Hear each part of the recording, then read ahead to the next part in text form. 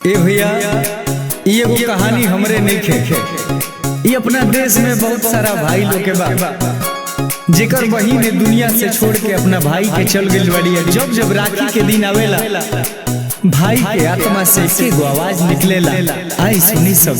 रे बहिनी बांधल तोर राखी याद आवे, रे बहिनी बांधल तोर राखी याद आवे। छोड़ी के चल गइले दुनिया से हमके, छोड़ी के चल गइले दुनिया से हमके। अखिया लोरावा बहावे, रे बहिनी बांधल तोर राखी याद आवे, रे बहिनी बांधल तोर राखी याद आवे। सुना सुना लागता कलाई तोरा बिना, तेही रहल घर के नगीना।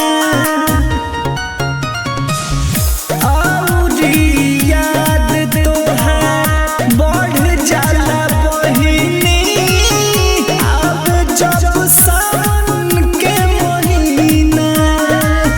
तोहरा खानी प्यार के हमरा के न करेला, तोहरा खानी प्यार के हमरा के न करेला।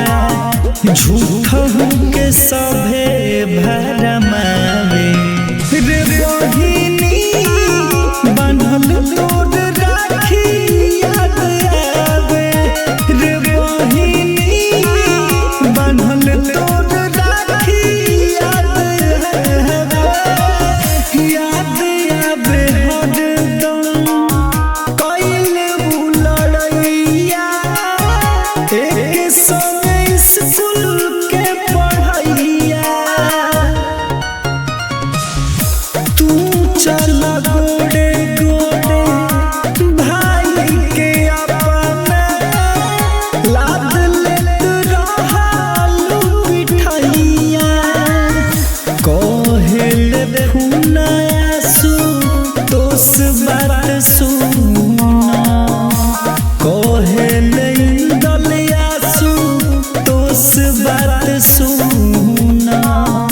डोरा में तना शक्ति बावे, रे बहिनी बांधल तोर राखी याद आवे, रे बहिनी बांधल तोर